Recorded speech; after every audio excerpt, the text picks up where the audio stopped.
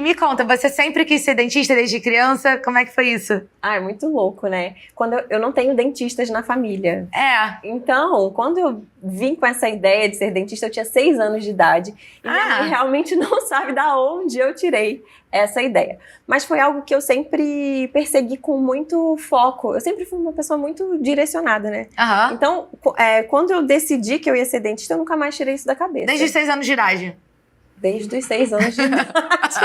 E eu não sei como. Então, quando eu fui na escola, né, quando as coisas foram acontecendo e eu pro vestibular e tudo, apesar de eu não conhecer muito desse universo, eu já sabia que era aquilo que eu queria ser. Parecia um chamado mesmo, assim, um propósito ali no meu caminho, né? Ai, que bom. E que sorte viver isso tão nova, né? E com tanta clareza. Sim, não sei se foi assim tão fácil. A faculdade de odontologia para mim foi uma faculdade muito difícil, é uma faculdade muito difícil. A odontologia mexe com várias esferas, né? Tanto a exata, quando você pensa em projetos, em tamanhos, preparos, desgastes, como biologia, lidar com o paciente, a questão emocional. Então são muitas esferas que você tem que aprender a lidar. E eu me encontrar ali durante a faculdade, eu acho que foi o mais difícil, na verdade, assim, em que área que eu iria atuar, de que forma que eu iria atuar.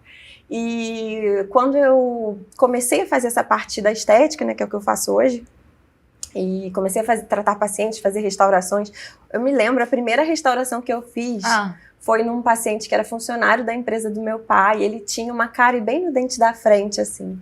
Então, quando eu terminei, fiz e restaurei aquele dente e ele virou outra pessoa, assim, a relação dele com a família, com o trabalho, a forma como ele se posicionava, ele mudou. E quando eu vi que eu tinha esse poder nas minhas mãos, né, assim, que a odontologia poderia mudar a vida dos meus pacientes, foi quando eu decidi que eu ia... Ali eu me encontrei. Falei, é nesse caminho que eu vou, porque eu acho que é isso, né, o nosso propósito tá no outro, não tá na gente, né? É verdade, ajudar as pessoas. Exato. E isso que você falou é lindo, porque a autoestima muda, parece que é uma coisa estética, mas muda a forma que você se relaciona com as pessoas no seu mundo, com a vida. Exatamente. E nosso trabalho ser instrumento de uma transformação dessa, de algo assim... É muito poderoso. Muito poderoso. Ali eu falei assim, é aqui que eu tenho que estar. Na parte de estética facial. Isso. E do sorriso E também. do sorriso. E sorriso é a base de tudo, né? Quando a gente tá mal, a gente se bota no sorrir, se permite sorrir, já começa a se sentir melhor também. Exatamente, né? A gente sabe que quando a gente sorri, a gente libera hormônios da felicidade. Então, pessoas que são mais tímidas ou que não são tão confiantes com o seu sorriso ou com sua aparência, elas acabam por não usufruir esse benefício biológico que nós podemos ter. Porque quando a gente sorri, a gente estimula mais ainda a nossa felicidade. Então, acho que o segredo de acordar e dar aquele sorrisão pra você mesmo no espelho faz todo sentido. É verdade. Eu conheci alguém que tinha um filho que se o filho acordasse de mau humor, ele falava, volta, acorda de novo. É isso. Trate de acordar sorriso, senão o dia inteiro vai ficar comprometido. É a regra do sorriso. Tá de mau humor, bota o sorriso na cara que ele vem, ele chega, uma hora ele chega. E o que é autoestima pra você? Assim, trabalhando com estética há tantos anos, né? Tenho 16 anos de formada. Então, a autoestima, realmente, ela é algo que, às vezes, a gente nem sabe onde tá, né? Às vezes, a gente se perde no meio do caminho e nem sabe onde ela tá perdida. Mas é algo tão importante de ajudar as pessoas a se encontrarem, a se resgatarem. Porque foi como você falou, né, Manuela? A gente se relaciona com o mundo através de quem nós somos, do nosso poder de confiança, através do que a gente transmite. E a autoconfiança está diretamente ligada com isso, a autoestima está diretamente ligada com quem nós somos e o que nós nos comunicamos. Então, eu acho que é fundamental, assim, eu mesma tive viradas de chave na minha vida com relação à minha autoestima, que eu falo, nossa, isso realmente foi muito importante, esse movimento foi muito importante de se reconhecer, de voltar para dentro de si, para se achar, né? Isso que você falou de resgatar a autoestima é muito importante porque Eu acho, pelo menos no meu caso, com a minha experiência, eu sinto que eu não sabia o quão eu tinha problemas de autoestima só depois que eu melhorei. Exato. Que eu me toquei como é que isso era um grande problema antes. Exatamente. E a gente passando por esses processos, a gente inspira e ajuda outras pessoas. Porque, com certeza, eu hoje consigo ajudar outras pessoas porque eu já passei pelo meu processo, né? De se encontrar e saber hoje quem eu sou, de que forma eu quero estar e como eu quero me relacionar. Tô estando bem comigo mesma, né? Sim. E a estética é essencial para isso, porque eu acho que a autoestima está muito ligada a você se sentir capaz de fazer as coisas. E não só de como você se vê no espelho. Mas você estando confortável com o que você se vê no espelho, você se sente capaz também. É isso. Eu fiz nariz, né? Eu fiz nariz, botei queixo, operei a cara. E eu... Assim, eu achei que quando eu decidi fazer, e eu levei muito tempo pra fazer, acho que eu fiz com 25 anos, eu pensei que era só, podendo melhorar, por que não, sabe? Mas depois que eu fiz, eu vi que eu me senti mais motivada pra trabalhar, eu me senti mais capaz, mais dona de mim, sabe? Consegui sair de relacionamentos ruins. Foi uma coisa que parecia estética, mas quando eu fiz, eu não tinha noção do quanto ia impactar na minha vida. Porque, bom, começou com o rosto, eu me sentindo mais confiante, aí vai pro trabalho, aí vai pras relações, aí no que você também consegue romper relações ruins, eu me senti ainda mais apta pro trabalho, aí eu emagreci, aí sabe, só... É poder, né? É um poder que você traz pra tua vida que nada te dá. Só mesmo você consegue ir conquistando, indo atrás disso. E eu vejo muito isso nos meus pacientes. É uma mudança pequena de sorriso, ou de rosto, o quanto de autoconfiança você entrega para aquela pessoa. E aí vem esses processos acontecendo. É um emagrecimento, é um relacionamento, enfim, é no trabalho. E é muito lindo de ver isso. Assim, eu fico... Faz tudo ter sentido, assim, sabe? Tudo se encaixa ali. Tá alinhado com o seu propósito e é uma coisa que você já experienciou também. Você tá conseguindo influenciar e literalmente, né, ajudar as outras pessoas a engatilharem esse processo nelas também. Qual é a maior queixa dos seus pacientes? São tantas. Varia muito? Varia muito. E às vezes a gente não pode invalidar nada, porque tudo é uma questão...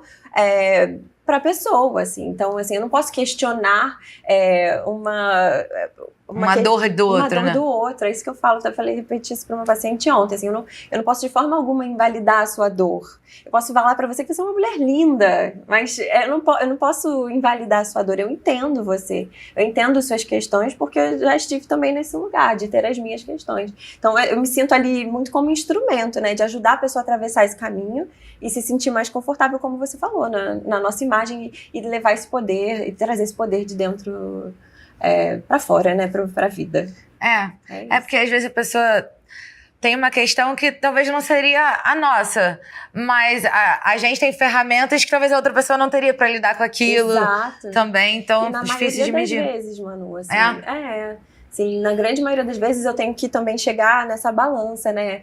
Vamos intervir até onde, né? Colocar na balança biologicamente o que é favorável para você, o que vale a pena e o que não é, o que seria um exagero, que a gente está muito vivenciando hoje em dia, são os exageros, as projeções. Então, até onde é a busca pela autoconfiança, até onde é uma projeção de algo inalcançável para aquela pessoa por conta das redes sociais, de tudo isso que está acontecendo. Isso é um ponto forte também, porque às vezes a pessoa também queria mudar uma outra coisa nela, talvez uma aptidão de lidar com tal situação, mas como não consegue, aí vai querer mudar a cara, mudar outras coisas. É uma transferência, e aí fica numa busca de algo que nunca se encontra, porque não é ela em si, né? Aquele processo que a gente falou, do autoconhecimento, para realmente conquistar sua autoestima. Você precisa estar confortável em quem você é, não numa projeção de alguém, né? No outro, não está no outro, está em você. E buscando ferramentas para isso. Às vezes, tipo, legal, acho que a gente tem que cuidar da saúde, da nossa estética, mas também cuidar da nossa cabeça, né? Exato! Eu sempre falo para os pacientes, assim, o processo, ele é interno, né? Ele começa na nossa cabeça, para a gente conseguir realmente ser uma versão melhor, né? Não só na nossa imagem, mas trazer a nossa luz realmente de dentro para fora, para que os outros também sejam impactados por isso, é um processo interno. A pessoa precisa parar e olhar muito mais para si do que para o outro. E aí que tá a dificuldade. E respeitar seu momento também, né? Você estava falando das redes sociais, como é que você vê isso? Porque, por exemplo, minha perspectiva, a gente se compara muito realmente com as redes sociais, isso é um ponto.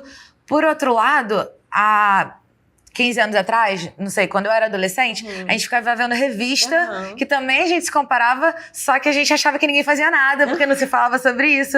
Bem ou mal, nas redes sociais, agora a gente tem outras referências. Sim. Só que também, às vezes, quer se canalizar porque a gente quer se comparar também. Exatamente. Como é que você percebe isso? Eu acho que as pessoas estão todas querendo ir para o mesmo caminho, né? E esse efeito manada aí na estética é muito perigoso. Ah, sim.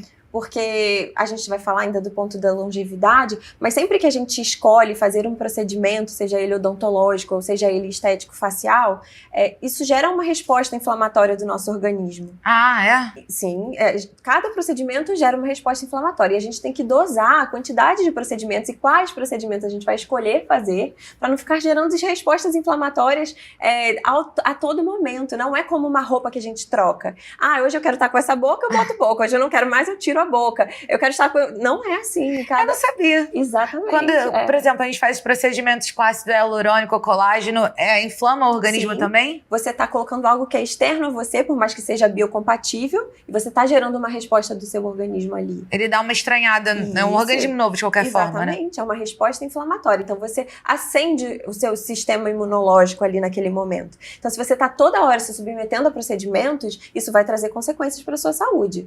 Um paciente inflamado constantemente, ele tende a envelhecer com mais rapidez.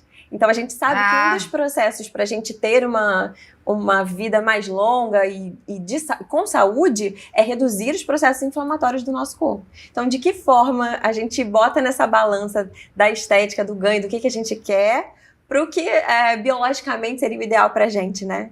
Então, sou muito cautelosa em quantidade de material que é injetado, em quantidade de procedimentos que são feitos, em quais procedimentos, quais materiais a gente escolhe para fazer, de que forma a gente acompanha aquele pós. Então, isso tudo tem que ser levado em consideração na hora de oferecer um tratamento para um paciente, né?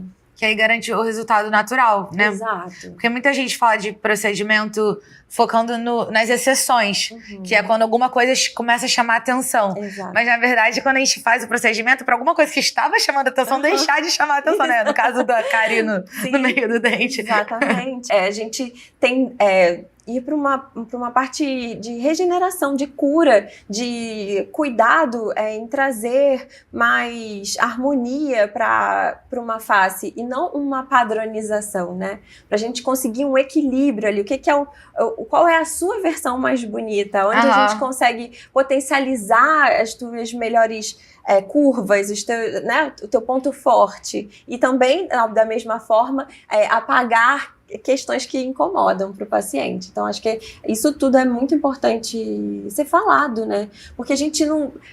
O que mais tem eu quero o queixo igual não sei quem, eu quero o rosto dessa forma, e não é assim, né? Até porque não é o queixo isolado, né? Tem, de repente, harmônico aquele queixo, porque tem todas aquelas outras características, né? Exato. E as pessoas estão tão bombardeadas que elas não sabem nem botar isso na balança, não sabem nem avaliar se vale a pena para si mesmo, porque não sabem quem são, não sabem onde querem chegar, estão perdidas aí num limbo de informação e estética que tá tudo errado, né? E como você reprograma essa cabeça para pensar diferente e entender que o caminho é o inverso, não é olhar para fora, é olhar para dentro pra gente se achar e aí sim conseguir entrar nessa caminhada. E não é um estalar de dedos, né? Por exemplo, um processo de rejuvenescimento não é do dia pra noite. A gente sabe que a gente envelhece ao longo dos anos. Sim. A gente não vai rejuvenescer num passe de mágica estalando o dedo. Então, é um processo também demorado. A gente precisa fazer intervenções cautelosas, com intervalos calculados, para a gente conseguir um resultado eficiente no paciente e duradouro, né? Eu quero falar sobre isso do processo de envelhecimento, mas antes, só porque você falou dessa questão de olhar pra dentro, de se comparar, isso me faz pensar logo nas meninas mais novas, né? Nas adolescentes. E Tem alguma sugestão do que porque realmente é olhar pra dentro, acho que é buscar terapia, mas tem... por exemplo, eu tento às vezes canalizar o que eu tô buscando na internet, mas pra quando a gente é pré-adolescente, adolescente é muito difícil, né? Muito, a gente não tem ainda aquele... O cérebro não tá formado ainda. Não tá, a gente é altamente vulnerável a todas essas informações. E o que a gente vê é uma ladeira abaixo, realmente, assim, meninas fazendo, às vezes, dicas de skincare de TikTok, por exemplo, né? E fazendo coisas que não deveriam fazer nunca, que com consequências que elas não sabem nem calcular. E ficam fazendo. É muito difícil, porque acabam reproduzindo muito comportamentos que assistem em casa, né? Às vezes, pais ou mães frustrados com sua própria aparência, ou também que projetam demais, ou que cobram demais essas meninas, isso eu também vejo muito. Mães que cobram demais. Que a mãe que cobra. Exato. Nossa, isso tem... Muito, muito, Manola. Assim, sim, mães que se projetam ali nas filhas. Que não conseguiram fazer o que elas queriam fazer com elas e querem que as filhas deem conta. E aí as mães também assistem esse bombardeio, não tão com o seu eu, assim, bem trabalhado para poder conduzir essa situação e acabam reforçando comportamentos muito patológicos para essas meninas, né? E a gente não sabe o que vai vir daí, né? Daqui a alguns anos, como é que essas meninas que vão ser mulheres, vão se comportar e vão se relacionar com o seu próprio corpo. É complicado, mas eu vi em algum lugar falando que a Sephora é a nova Rehap. Ela fica comprando aquelas lencinhos de skincare, já anti-ruga, você tem 12 anos. Exatamente.